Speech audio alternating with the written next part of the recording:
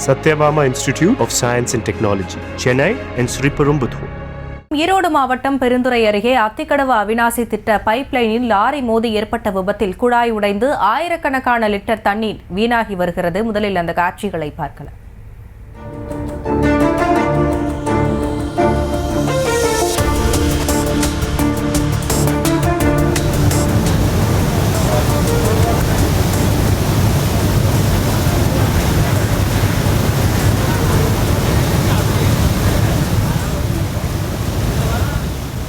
இது குறித்த கூடுதல் விவரங்களோடு இணைகிறார் எமது செய்தியாளர் ரஞ்சித் விவரங்களை வழங்கலாம். பவானி ஆற்றிலிருந்து வரும் உபரி நீரை கொண்டு கோவை, திருப்பூர், ஈரோடு மாவட்டங்களில் உள்ள வறட்சியான குளங்களுக்கு நீர் நிரப்பக்கூடிய வகையில் அத்திக்கடவு அவிநாசி திட்டம் செயல்படுத்தப்பட்டு வருகிறது. சுமார் 1045 குளங்கள் இந்த அத்திக்கடவு அவிநாசி திட்டத்தின் மூலம் பயன்படுகின்றன. இதற்காக பல்வேறு இடங்களில் நீரேற்று நிலையம் அமைக்கப்பட்டுள்ளது.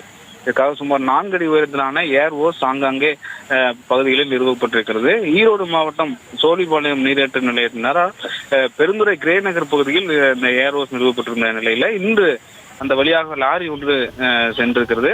அதில் அந்த ஏர் ஓஸில் அந்த லாரி பயங்கரமாக மோதி விபத்துக்குள்ளாக இருக்கிறது. இதனால் அத்திக்கடவு அவிநாசி திட்டத்தில் பயன்படக்கூடிய லட்சக்கணக்கான லிட்டர் நீரானது படு வேகமாக வெளியேறி வருகிறது. லாரி ஓட்டுநர் இந்த தூக்க கழகத்தில் சாலையோரம் இருந்த பைப் மீது மோதியதில் விபத்து ஏற்பட்டிருக்கிறதாகவும், லாரி ஓட்டுநரும் நடத்துனரும் உடனடியாக தப்பிச் சென்று தலைமறைவாக இருக்கிறதாகவும் சொல்லப்படுகிறது.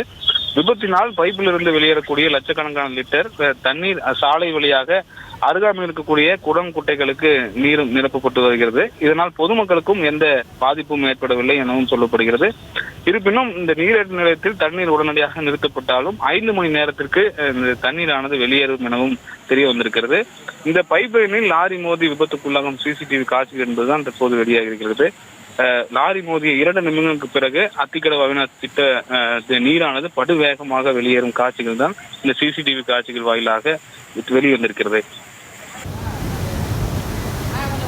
விவரங்களுக்கு நன்றி ரஞ்சித்.